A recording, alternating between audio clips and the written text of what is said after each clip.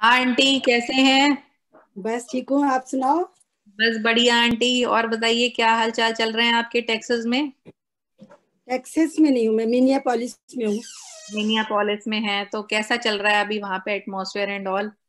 हम्म, बाहर निकल आइस रहे ही आइस ही आइस है हैं? अभी तो सब जगह। हाँ। और बाहर तो निकल ही जाते हैं, पर बच्चे चले जाते हैं अच्छा। घूमने के लिए, क्योंकि यहाँ पे तो 6 महीने बर्फ रहती है। तो हाँ। हम लोग तो फिर घर में ही करती हूँ मैं तो वॉकिंग। ओके। और बाकी का अगर देखनी है तो बर्फ देख लो। ये देखो, दिख रही है। हाँ हाँ आंटी, बिल्कुल बिल्कुल। बाहर सारी सूरज डूब रहा है, बर्फ हो रही है और वो सब है। हाँ हाँ। तो हाँ, अभी आपका क्या पूरा रूटीन कैसा रहता है सुबह से रात तक का? मेरा रूटीन बिजी रहता है। क्या क्या और एक्टिविटीज में रहते हैं आप? मैं मॉर्निंग में उठती हूँ, हम्म। 7, 7:30, पौने 8 भी बज जाते हैं। हम्म। उसके बाद में 2 गिलास या 3 गिलास नींबू पानी विद हनी पीती हूँ। फिर हम्म। फ्रेश होकर के योगा प्राणायाम और एक्सरसाइज वगैरह करती हूँ। तो अच्छा। उसमें मेरा, हाँ, उसमें मेरा 1 सवा घंटे 1.5 घंटे तक लग जाता है। हम्म। मतलब पूरे सब में फ्रेश फ्रेश होने में। उसके बाद में फिर हम्म। आकर के ब्रेकफास्ट। फिर 1 घंटे के बाद में हमारी इसकी जूम की तैयारी हो जाती है, हम्म। जो चल रही है ना आजकल हमारा 10 बजे हाँ। से। हाँ जी वो आंटी। वाला हो, हाँ। तो हम्म। इसके होने से बहुत फायदा हो गया कि हाँ। मतलब अब बिजी बिजी मॉर्निंग अच्छी सी बिजी हो गई है। हम्म। और मॉर्निंग बिजी हो जाए तो सारा दिन बिजी हो जाता है। फ्रेश तो लगता है ना फिर फिर पूरा दिन। बहुत बहुत अच्छा लगता है ये तो। और हाँ। हमारी एक्टिविटीज भी डिफरेंट डिफरेंट होती है ना, और हर एक को मौका दिया जाता है बोलने का। हाँ। वो हाँ, सत्संग वाला आप कर रहे होंगे ना, सुंदर कांड वाला जो है, ग्रैंड हाँ, पेरेंट। चाहे हम जो भी करें। जैसे हाँ। आज हम लोगों ने दो दो कोई से भी दोहे बोले, या रामायण की चौपाइयाँ बोले, या कुछ मतलब डिफरेंट डिफरेंट रखते हैं। हाँ। तो नयापन है। हाँ। तो और अच्छा भी लग रहा है ना, क्योंकि आध्यात्मिकता से जुड़े हुए हैं आप सभी उस तरह से। बिल्कुल, और एंजॉय भी करते हैं, अंताक्षरी भी करते हैं। हाँ। दैट्स रियली गुड, अच्छा है वो। डिफरेंट डिफरेंट टाइप से करते हैं। हाँ, कभी कोई वर्ड देते हैं कि इसके ऊपर गाने होने चाहिए। अभी हाँ। उसमें देखा कि किसी को ज्यादा मौका मिल जाता है, किसी को कम मौका मिलता है। तो आजकल अपने अपनी चॉइस के गाने, कि भाई 4 4 या 2 2 लाइनें वो गाते जाओ। और हम लोगों ने एक क्रम सेट किया हुआ है कि अच्छा। हाँ, कि मतलब फर्स्ट सेकंड थर्ड कौन गाएगा। तो इस तरह से हम्म। वो किया हुआ है। तो ये हमारा जूम बहुत अच्छा चल रहा है। बहुत अच्छा है फिर। एक गाना तो मैं भी सुनूंगी फिर आपका इसी। सुनना ही पड़ेगा। सुनाइए फिर। अभी फिर मुझे कॉपी लानी पड़ेगी जरा। मैंने अभी तो फिर सुना दूंगी, कोई बात नहीं है। अभी और बातें कर लो।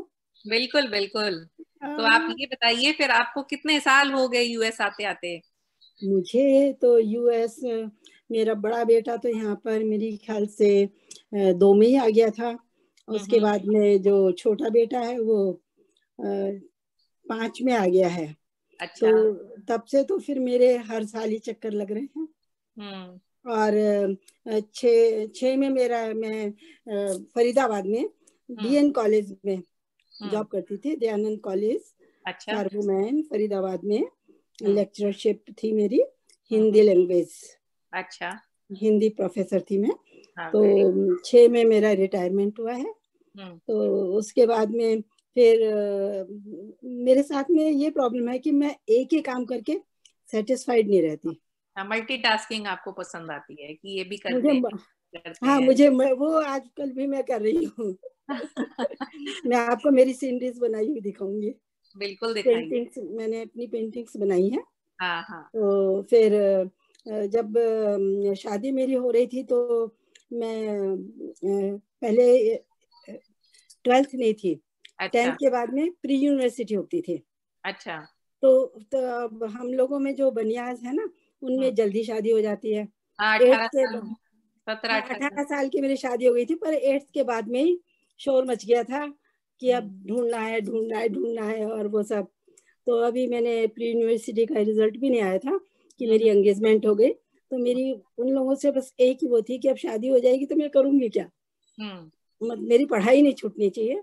तो हाँ, मेरी जेठानी जो मतलब देखने आए थे, पहले तो आपस में बोलने का कम था, तो फिर उनसे मैंने ये पूछा, मैंने कहा कि मेरी पढ़ाई तो नहीं छूटेगी?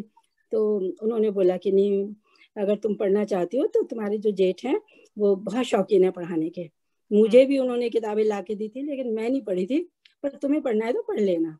तो जब उन लोगों ने वहां पे उन लोगों को पता लगा तो ये लोग बहुत खुश हुए।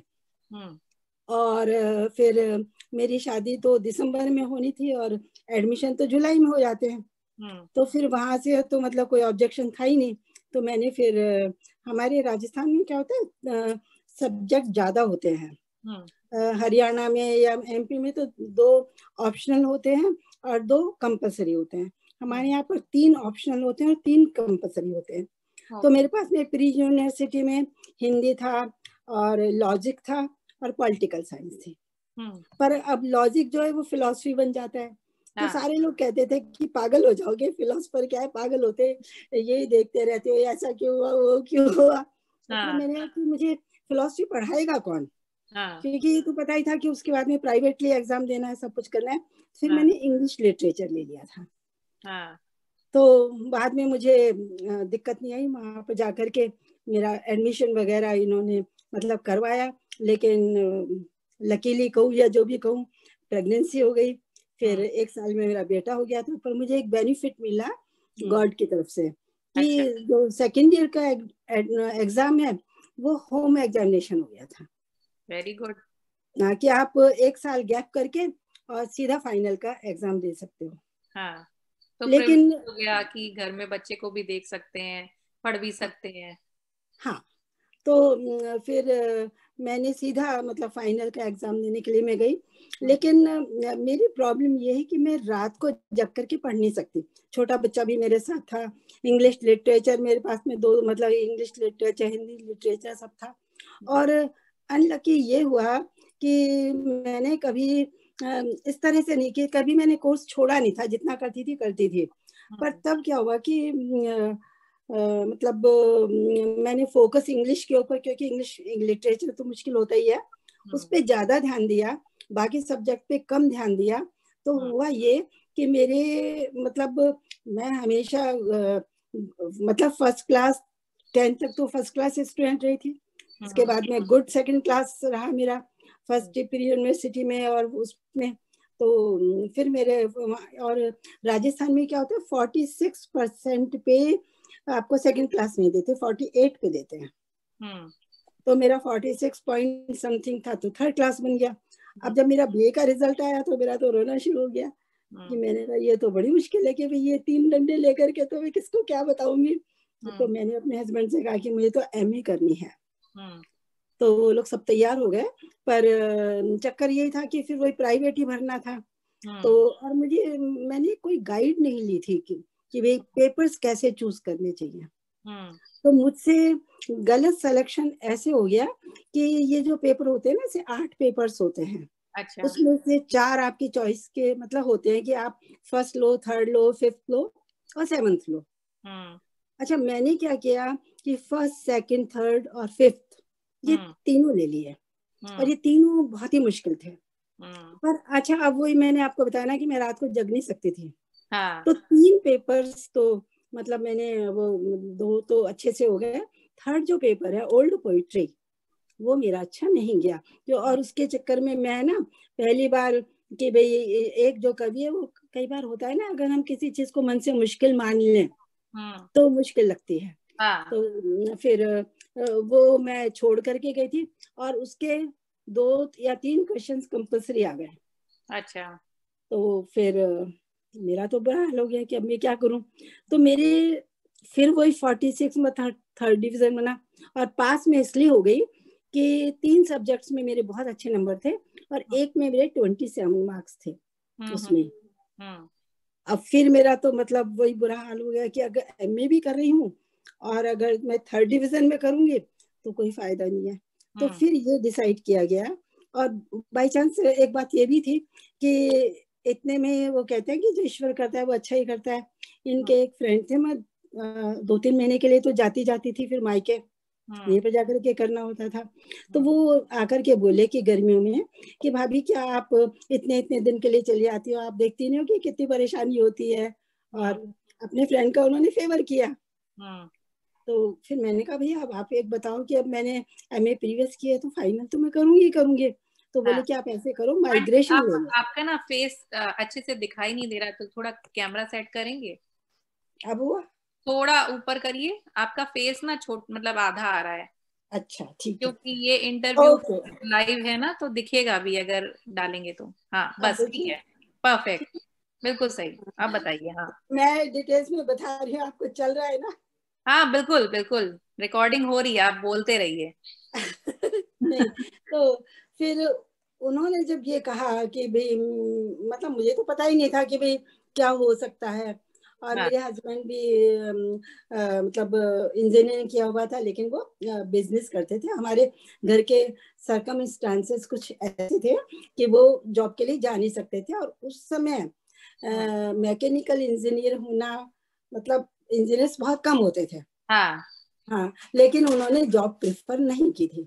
तो फिर उनके जब वो फ्रेंड ने कहा तो इस तरह से सोचना शुरू किया, माइग्रेशन के लिए अप्लाई किया। तो जब तक फिर माइग्रेशन वगैरह आया, और हम लोग एमपी में महू में रहते हैं। अच्छा। इंदौर से आगे महू जो है, महू कैंट है और मिलिट्री कैंट है, जिसमें ये मतलब 3 साल की ट्रेनिंग होती है। 3 साल के बाद में लोग बदलते रहते हैं, लेफ्टिनेंट की ट्रेनिंग होती है वहाँ पर। तो फिर जब तक हम लोग कॉलेज में एडमिशन के लिए गए, क्योंकि बिना आपको हेल्प के और कॉलेज ज्वाइन किए फिर आप अच्छे मार्क्स नहीं ला सकते। हाँ, बहुत गाइडेंस तो चाहिए ना प्रॉपर। हाँ, तो फिर मैं जब तक कॉलेज में हम गए तो हुआ क्या कि एडमिशन्स बंद हो चुके थे। फिर ये पता किया कि आप कैजुअल स्टूडेंट के रूप में आप वहाँ पे एडमिशन ले लो। ओके। तो हाँ, फिर मैंने कहा भी ठीक है, कैजुअल स्टूडेंट के रूप में भी एडमिशन हो गया। अब क्या होता था कि महू से 1 घंटे का रन था डेली आने जाने का। तो आप उसमें मैं बहुत एग्जॉस्ट हो जाती थी। और चक्कर ये होता था कि जॉइंट फैमिली में रहो या आप देखो, घर की जिम्मेदारियां तो आपको पूरी करनी ही पड़ेंगी। हाँ, उसके साथ ही हाँ, सब कुछ होता है। उसके साथ ही सब कुछ होता है। तो फिर मुझे अब जैसे मैं सुबह तो कोऑपरेट नहीं कर पाती थी, क्योंकि 7 बजे से मेरे को जाना होता था। 9 बजे मेरी क्लास 8 मतलब वही क्लास होती थी जो भी निकलती थी। तो उसके बाद में फिर अब मैं तो यही कहने लगी कि मैंने कहा फिर ये तो इतना टाइम मेरा सारा चला जाता है, पढ़ने को तो टाइम ही नहीं मिलता।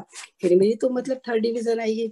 फिर इनके जो वो फ्रेंड थे ना जिन्होंने कहा था कि भाई आप माइग्रेशन वगैरह लो, वो हमारे कॉलेज के पास में ही रहते थे। ओके। वो हाँ, वो बोले कि आप लोग है ना ऐसे करो, आप उनका 3 रूम सेट था, फ्लैट में रहते थे, तो आप यहाँ पर आकर के रह लो। अच्छा। फिर भैया से मतलब मेरे जो जेठ है उनसे मतलब परमिशन ली, जेठानी एग्री नहीं हुई, पर फिर भी उन्होंने कह दिया। पर उन्होंने शर्त ये रख दी कि जो मेरा बेटा है वो उसको यहीं पे रखेंगी। वो 3 साल का था। हाँ, कि भाई उसको नहीं लेकर के जाएगी तो और तुम जाओ। अब फिर मेरा वही था कि अब मैं जब वहां पर गई तो मुझे लकीली जो मेरे गाइड मतलब सर थे, हेड ऑफ द डिपार्टमेंट थे हिंदी के, तो उन्होंने मुझे बहुत अच्छी सलाह दी। उन्होंने बोला कि मतलब जब उन्होंने मेरे से पेपर्स पूछे कि भाई क्या क्या है, तो उन्होंने बोला मैं 7th पेपर में चॉइस होती है, एक कवि लेना होता है या आपको लैंग्वेज। बोले अगर आप कवि लोगे तो कभी भी आपके अच्छे मार्क्स नहीं आएंगे, और लैंग्वेज लोगे तो अच्छे मार्क्स आएंगे। तो फिर मैंने कहा भी ठीक है सर, मैं तो फिर लैंग्वेज ले लूंगी, क्योंकि मुझे तो इम्प्रूव डिवीजन ही करना है अपना। क्योंकि मेरे को मैं ये चाहती थी कि मेरे को ये पता लग गया था कि भाई 56% अगर आपके आ जाते हैं तो आप लेक्चरशिप के लिए अप्लाई कर सकते हैं। और मुझे ये था मन के अंदर कि चाहे मैं जॉब करूं या नहीं करूं, लेकिन एलिजिबल रहूं। अगर कभी मतलब जॉब करनी हो तो फिर ठीक है। उन्होंने अब अपभ्रंश जो लैंग्वेज है, प्राकृत, अगर जैनियों का जो है वो प्राकृत में है और वो सब है, ये जो है ना लैंग्वेज, मतलब पहले संस्कृत थी, संस्कृत का अपभ्रंश प्राकृत हुई, प्राकृत का अपभ्रंश हिंदी हुई, अपभ्रंश और प्राकृत का अपभ्रंश मतलब हुआ जो लैंग्वेज में थोड़े थोड़े चेंजेस आते जाते हैं ना, और अपभ्रंश से ही हमारी हिंदी निकली है। हाँ, तो फिर मैंने कहा सर मुझे पढ़ाएगा कौन? तो बोले कि आप उसकी चिंता मत करो, मैं आपको सारे नोट्स वगैरह सब दिलवा दूंगा। अब तब मेरा फोकस पूरा अपनी पढ़ाई पर रहा, और छुट्टी जो है संडे जो होता था या और भी छुट्टी है, वो मेरा वहीं पर बीतता था, क्योंकि मेरा बेटा वहां पर था। पर फिर भी मेरे को मेरा मेन एम यही था कि अब कम से कम मैं इतनी मेहनत तो कर लूं और ईश्वर साथ दे दे। तो मेरा भगवान ने साथ दिया, मैंने मेहनत की, मेरे 70% आए मार्क्स, और मेरा वो 3 डंडे का चक्कर हो गया खत्म। उसके बाद में फिर हुआ ये कि मेरी स्टोरी थोड़ी सी लंबी है इसकी, अगर आप कहें तो। फिर मैंने कैसे पीएचडी की। अच्छा। हाँ, फिर क्योंकि मेरे को तो एक नशा सवार हो गया था ना कि मेरे से एक काम किया ही नहीं जाता है कि अब मैं क्या करूं। तो मेरी फ्रेंड था, और मुझे लॉ का भी, मेरे जेठ हमेशा ये कहते थे कि तुम लॉ कर लो, तुम लॉ में बहुत अच्छे तर्क करती हो, तुम लॉ करो। तो मैंने लॉ में भी, अच्छा मेरे हस्बैंड बहुत कोऑपरेटिव थे। उससे ही होता है ना आंटी, नहीं तो कैसे होगा। बिल्कुल, और मेरे जेठ भी बहुत कोऑपरेटिव थे। और तो फिर मैंने लॉ में भी एडमिशन ले लिया। और फिर मैंने कहा भी देखो लॉ तो है, लेकिन मुझे तो पीएचडी भी करना है। तो हम जो हमारे गाइड से बड़े अच्छे रिलेशंस बन गए थे, कि मतलब क्योंकि उन्होंने मेरे को अपभ्रंश में हेल्प की थी। तो फिर मैं जब उनके पास में गई तो वो देख करके हैरान हो गए, बोली कि अब तो 15 दिन तो मतलब रजिस्ट्रेशन के नहीं बचे हैं, सारे वो सबमिट हो गए हैं, और उसके लिए थीसिस लिखनी होती है, वो सब करना होता है, और तुम अब आई हो। अब मैंने कहा नहीं सर, अब मुझे तो पता ही नहीं था कि अभी क्या क्या होता है। तो फिर उन्होंने बोला कि वो कहते हैं कि जब भगवान देता है तो छप्पर फाड़ के देता है। तो फिर उन्होंने मतलब बोला कि अच्छा तुम एक काम करो, एक लड़की जो है सरोज अफरियन करके नाम था उसका, उसने भी थीसिस मतलब वो कर रही थी, अपभ्रंश का विषय था, जम्बू स्वामी चर्यु कथा वस्तु एक समग्र अनुशीलन। बोले वो दूसरा सब्जेक्ट लेना चाह रही है, तो उसकी थीसिस आप अपने नाम मतलब ले लो, और मैं उसका एड्रेस वगैरह देता हूँ, मैं उसको फोन कर देता हूँ, वो आपको दे देगी। तो मैंने फिर उसकी थीसिस वगैरह ली, अपने नाम से सबमिट करवाई, और वो किया, और आप बिलीव नहीं करेंगे 15 दिन में मेरा रजिस्ट्रेशन हो गया। वेरी गुड, सब कुछ आपके अनुकूल चलता रहा, ऊपर वाले ने पूरा साथ दिया। हाँ, तो फिर मैंने वो ले लिया। उसके बाद में फिर क्या हुआ कि देखिए मैंने कैसे जॉब शुरू की, उसकी भी मतलब एक बड़ी इंटरेस्टिंग सी है। अब मेरे हस्बैंड का ये कहना था कि मैं मतलब 5-6 साल तक तो मतलब मैं घर पे जब तक सेट हो जाता है तब तक मैं यहाँ पर हूँ बिजनेस में, वरना मैं फिर मतलब जॉब ही करूंगा। तो फिर अब इनका मूड मन जॉब करने का मतलब बन गया, बस वही है कि मुझे तो जॉब करनी है। फिर ये मतलब देखिए अगर आप फ्रेश हो ना तो उसको तो बहुत जल्दी जॉब मिलते हैं। हाँ, तो थोड़ा सा टाइम लगता है। 8 साल के बाद में इन्होंने जॉब किया था, तो वो मुश्किल थी, और इनके फ्रेंड के थ्रू दिल्ली में रहते थे, तो उनके थ्रू हैदराबाद इंडस्ट्रीज में इनका जॉब लगा। अब उधर ये जॉब के ढूंढने के लिए आए हुए थे। उधर मेरे साथ में क्या होता है, मेरे घर के पास में जो आर्य समाज कॉलेज था, और वहाँ पे क्या होता था ना, अनमैरिड लड़कियों को लेते हैं, मतलब ज्यादातर जाती थी, तो हाँ, तो उनकी शादी हो जाती थी, वो चली जाती थी। उसके बाद में फिर वैकेंसी तो रहती थी, तो हिंदी के मतलब वहाँ पे वो चल रहा था। तो मेरे मतलब फ्रेंड की बेटी थी, वो आई कि बोले आंटी आंटी आप है ना मतलब आप जॉब कर लोगे क्या? मैंने कहा मैं कैसे कर लूंगी, अब ये तो यहाँ पर है भी नहीं, और मतलब मैं भाभी से पूछूंगी, भैया से पूछूंगी, तब कहीं बताऊंगी। तो मैंने फिर अपनी जेठानी से बोला, क्योंकि पहले हमारे यहाँ पर जेंट्स से बोलने का रिवाज नहीं था, बड़ों से नहीं बोलते थे, पहले ऐसे ही होता था घरों में। हाँ, डायरेक्ट नहीं बोलते थे। तो फिर उन्होंने तो कोई जवाब ही नहीं दिया मेरे को। फिर ये जब वहां से वापस आए तो मैं बताने लगी कि मैंने कहा देखो ऐसे ऐसे ना मुझे लेक्चरशिप की ऑफर आई है, और टाइम मेरा 12 बजे से 4 बजे तक का है। तो मैंने कहा ये टाइम तो मेरा अपना होता है। और तो बोले कि क्यों बोल रही हो? मैं कहा क्यों बोल रही हो, मतलब बोलने का मतलब यही है कि मुझे करनी है, अगर हो जाती है तो। फिर ये बोले कि ठीक है मैं ना तिवारी सर से मिल करके आता हूँ। वो ये मिलने के लिए गए तो बहुत खुश हुए, बोले अरे बेटी साहब आप तो भेज दीजिए उनको, जल्दी से भेजिएगा। और भैया तो फिर मैंने मतलब मेरा शुरू से सिद्धांत ये रहा है कि अगर कोई आप अच्छा काम कर रहे हैं, उसमें अगर आपको थोड़ा सा विरोध भी हो रहा है और हस्बैंड अगर आपके साथ में है तो आप कर लीजिए उसको, क्योंकि मुझे पता था कि मेरी जेठानी तो गुस्से में थी। तो वो तो मतलब हाँ करने का तो सवाल ही नहीं था। हाँ पर मैं चली गई। और खैर मेरे जेठ बहुत खुश हुए कि मेरी जो भाई की बहू है ये लेक्चरर है और वो है। फिर हम लोग बात होती थी। हाँ बहुत बड़ी बात होती थी, क्योंकि 64 में हमारी शादी हुई थी, तो तब तो काफी मतलब कम ही करते थे इतना। तो फिर मैंने इस तरह से, अच्छा फिर क्या हुआ कि बस 1 साल मेरे को, अभी 6 महीने तक तो अकेले ही रहे थे, फिर ये लेने के लिए आए तो मैंने तो भाई फटाफट से जॉब छोड़ दिया। मैंने कहा मुझे क्या करना है इसका, मुझे तो जाता है अभी बहुत टाइम हुआ, अभी चलना चाहिए। और 70 में मेरा दूसरा बेटा भी मतलब हो गया था। मेरा फर्स्ट बेटा 66 में हुआ, 70 में दूसरा हुआ। तो फिर पर मेरे जो सर है, जो तिवारी सर है, वो ये बोले कि देखो आप जा रहे हो वहां पर, अब आपको जॉब करने की, चाहे आपने 1 साल ही किया है पर आदत पड़ गई है, अब ये सर्टिफिकेट लेकर के जाओ। क्योंकि मैं तो सर्टिफिकेट भी नहीं ला रही थी, कि मैंने कहा मुझे क्या करना है, मुझे अब जॉब थोड़ी करना है। तो फिर वो बोले कि नहीं आप लेकर के जाओ। अब यहाँ पे जब आए हम लोग फरीदाबाद में आए, तो 6 महीने तक तो भाई फिर तो मतलब फुर्सत ही नहीं मिले, 3 बच्चे खाने में और वो है। और मैं तो भी परेशान हो गई, मैंने कहा भैया ये तो बड़ी मुश्किल वाली बात है, अब मेरे लिए तो तुम जॉब ढूंढो यहाँ पर अब तो साथ में ही रहना अलग अलग। हाँ फिर हम लोग मतलब आर्य समाज से ही मैंने जॉब किया था, ये आर्य समाज का कॉलेज था मऊ में। तो यहाँ पे आर्य समाज में गए हम लोग, फिर उनसे बात की, फिर पहले स्कूल में जॉब किया, फिर कॉलेज में पार्ट टाइम किया, फिर 77 से मेरा फुल टाइम हुआ। Very good.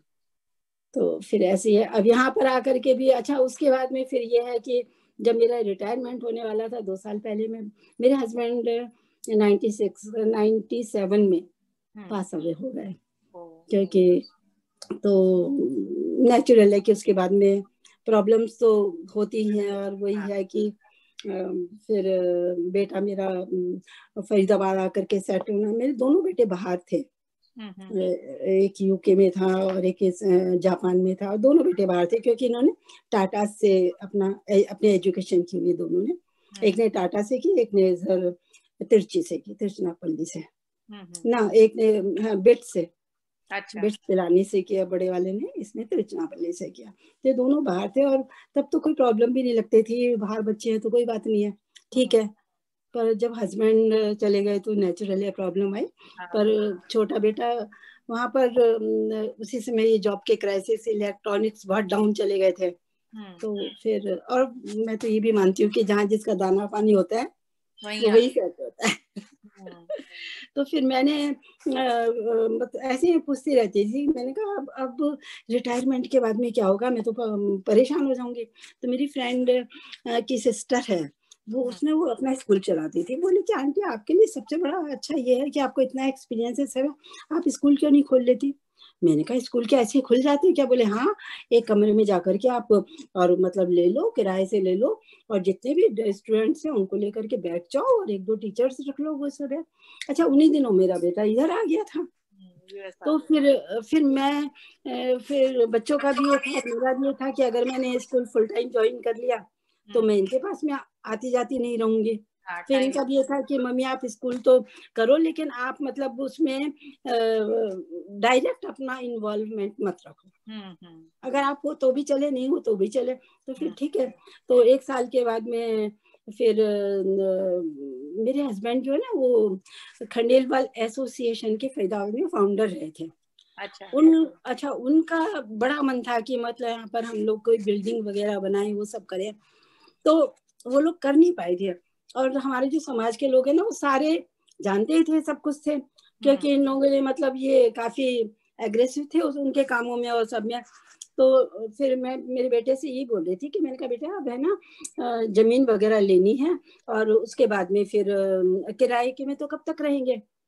तो ये वाली प्रॉब्लम है। तो मेरा बड़ा वाला बेटा मतलब बोला कि मम्मी आप ठीक है, आप कर तो रहे हो, लेकिन अकेले से ये चीजें नहीं चलती हैं, आप अपनी संस्था वालों से पूछो, अगर वो भी साथ में मिलना चाहते हो तो बहुत ज्यादा बेटर है। तो मुझे उसकी ये ओपिनियन अच्छी लगी, मैंने कहा मैं बात करके देखती हूँ। तो मैंने उनसे जब बात की तो वो बहुत खुश हुए, अरे बोले भाभी जी ये तो बहुत अच्छी बात है। तो मैंने कहा भी ऐसे ऐसे स्कूल मतलब मैं कर रही हूँ, लेकिन यहाँ पर जमीन है और वो हमको लेकर के और बनवाना है मिल करके। वो बोले कि हाँ हम लेते हैं और फिर मिल करके बनवाते हैं। तो मेरी है ना फिर उनसे मतलब एक ही रिक्वेस्ट थी, मैंने कहा पर मेरी एक रिक्वेस्ट है, क्योंकि मैंने ये स्कूल जो है अपने हस्बैंड के नाम पे ही खोला है, BKM खंडेलवाल पब्लिक स्कूल। अच्छा। हाँ, तो मैंने कहा और मेरी कोई वो नहीं है, लेकिन मैं चाहती हूँ कि मेरे हस्बैंड का नाम इसमें सम्मिलित रहे, क्योंकि वो एजुकेशन के मामले में मतलब काफी रहे और मुझे इतना प्रोत्साहित किया, तो कुछ तो यादें मेरे पास हों। तो फिर वो उसके लिए तो इसी नाम से हमारा स्कूल जो है वो चल रहा है। और वहाँ पर मतलब हम लोगों ने मतलब जाकर के गांव के अंदर जाकर के इसलिए खोला क्योंकि जो कॉन्वेंट स्कूल हैं वो काफी महंगे पड़ते हैं। और मैं मतलब यही चाहते थे कि इन बच्चों को भी वही एजुकेशन मिले जो कॉन्वेंट स्कूल में मिलती है, और काफी मतलब रीजनेबल उसमें मिले, हमारा अच्छे से अच्छा स्टाफ और वो। तो अभी हमारा 10-12 का मतलब स्टाफ है और 8 तक हमारा स्कूल है। और मेरे पीछे से मतलब फर्स्ट फिर अब हमारी बिल्डिंग वगैरह सब अच्छी बन गई है, पर अब बहुत ज्यादा बच्चे वहां पर इसलिए नहीं आ पाते क्योंकि जो थोड़े से भी पैसे वाले होते हैं वो अपने बच्चों को ज्यादा अच्छे स्कूल में पढ़ाने के लिए भेजते हैं, जो गरीब होते हैं वो सरकारी स्कूल में भेजते हैं। तो हमारे पास तो फिर काफी कम वाला वही आ गया ना, प्लॉट रह गया। हाँ, पर हमारा बेस्ट एफर्ट ये कि हम जो भी बच्चे हमारे पास आ रहे हैं कि हम उनको मतलब वो ये जो दौड़ रेस है उसके अंदर पीछे ना रहें, क्योंकि आजकल इंग्लिश का जमाना तो है ही है, इसमें तो आप इनकार कर ही नहीं सकते। तो इस तरह से जो स्कूल है, और कई बार मैं परेशान भी हो जाती हूँ क्योंकि यहाँ पर जब मैं देखती हूँ कि इतना ज्यादा मैं बिजी नहीं हूँ जितना मैं फरीदाबाद में, क्योंकि वहां पर मेरे लिए कुछ करने के लिए है डायरेक्ट, कि भाई मेरा स्कूल है अपना, वो ही उसी में रहना पसंद है। तो हाँ ऑब्वियस सी बात है कि फिर आप वहां मिस करेंगे उन चीजों को। हाँ वही है। तो अब यहाँ पर आकर के मैं अपने लिए काफी चीज ढूंढती रहती हूँ। अभी मैंने इसीलिए पियानो सीखा, और पेंटिंग का है जो मैं बचपन में कभी की थी, ड्राइंग वगैरह वो सब किया, ये है। पर अभी जो एंथुसियास्टिक ग्रुप जब से बन गया है तब से लाइफ रंगीन हो गई है। एक्टिव हो गए और अच्छा लग रहा है बहुत सारे लोगों से बात करना। हाँ, क्योंकि बात किए बिना तो आदमी को खुशी नहीं मिलती, चाहे वो कैसा भी हो, लोग चाहिए। नेचुरल है बिल्कुल।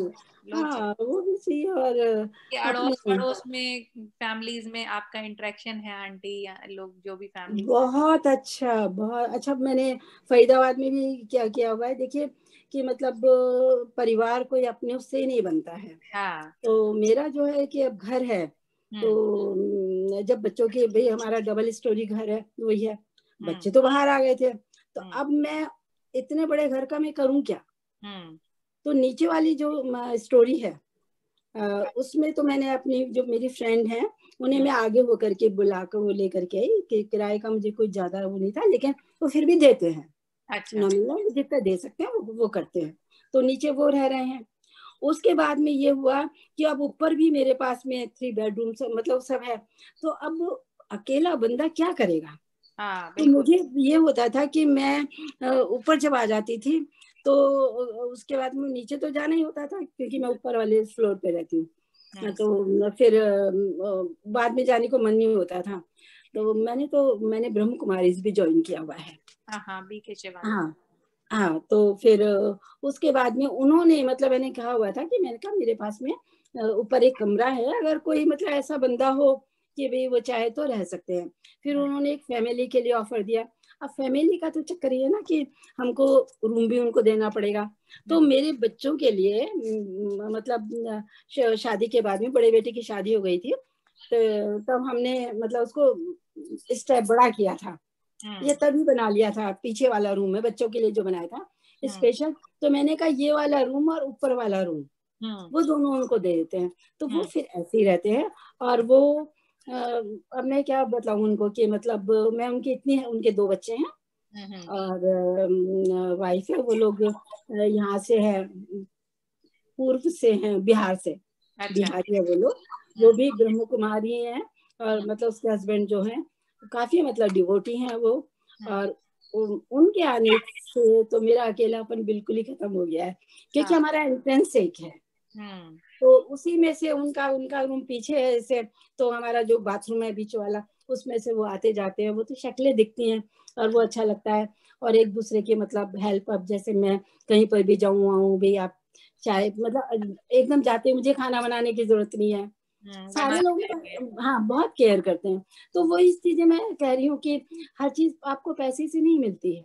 नहीं, आदमी हाँ को वो समझ में नहीं आता, व्यवहार से बहुत कुछ होता है हाँ, आजकल तो दुनिया अब अच्छा आप देखिए, मैं यहाँ पर भी हूँ तो वो बिल्कुल टच में रहते हैं। अभी उनका फोन आया कि मैं इस तरह से मतलब दीदी मई में जाना है, और मतलब मैं रिजर्वेशन करवा लूँ क्या, थोड़े से भी दिन हो जाएंगे, फोन नहीं आएगा, तो मतलब वो बहुत मिस करते हैं।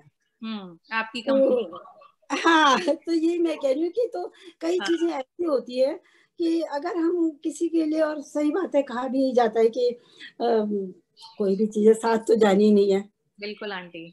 हाँ, व्यवहार और नेचर और वही सब जाना है तो और कई बार आंटी क्या तो होता है इसलिए ना, जो खून हाँ के रिश्ते होते हैं वो इतने मजबूत नहीं होते जितने दिल के रिश्ते मजबूत होते हैं। हाँ, और यही मैं कह रही हूँ, तो इसलिए मेरे को है ना, मतलब इंडिया जाते हुए मुझे एक वो नहीं लगता, मुझे लगता है कि नहीं, और सारे लोग इतना पल के बिछाए मतलब कब इंतजार। आओगे क्या आओगे कि ये वही वाली बात है कि देखो, जहाँ पे एक आपके पर्सनल इंटरेस्ट होते हैं और एक हाँ। आपके वो होते हैं, तो हम्म। वो फर्क पड़ता है।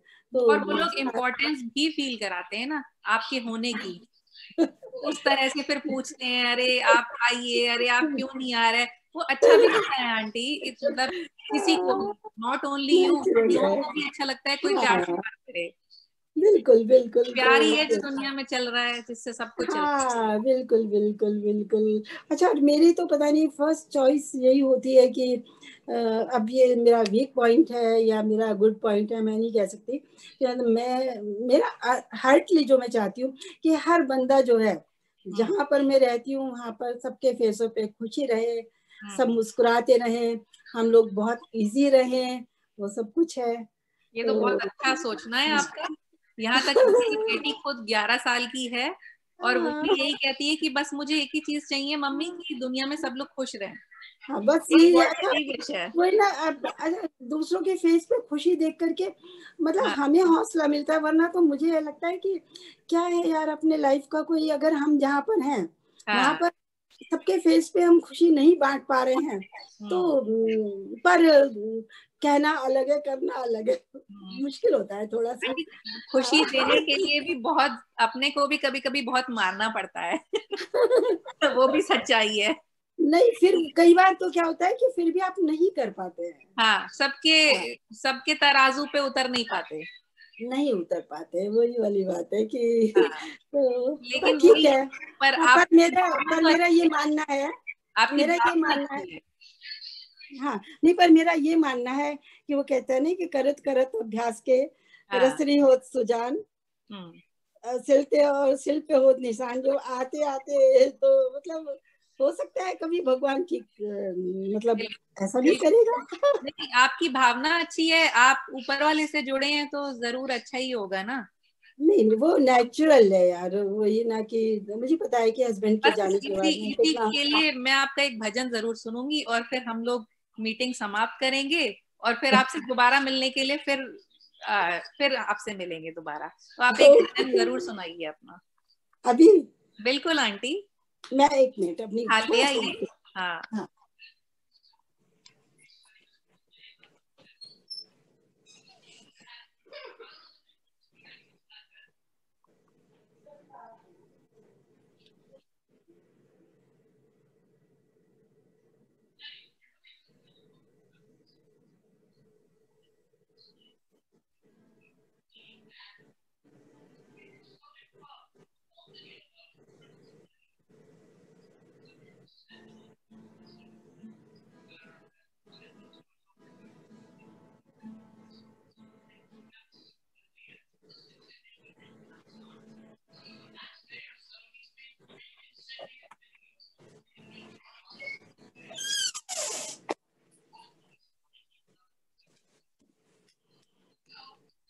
चलिए, हाँ सुनाइए। गाना प्लस भजन दोनों ही इसमें है, वही हाँ मैं आपको सुनाती हूँ। पल पल तेरे साथ मैं रहता हूँ, डरने की क्या बात जब मैं बैठा हूँ, पल पल तेरे साथ मैं रहता हूँ, तूफान के आगे तेरा दिल घबराता है, मैं साथ हूँ तेरे ये भूल जाता है, जब आंख तेरी भरती मेरा दिल भी रोता है, तेरे आंसू का कतरा मेरी आंख में होता है, जब दुख में हो बेटा तो बाप भी रोता है, पल पल तेरे साथ मैं रहता हूँ, नैया जो लहरों में तेरी डूब जाएगी, तेरी लाज जाएगी तो मेरी लाज जाएगी, मैं आत्मा तेरी एहसास हूँ तेरा, तू क्यों घबराता है मैं विश्वास हूँ तेरा, पल पल तेरे साथ मैं रहता हूँ, संघर्ष है जीवन संघर्ष किए जा तू,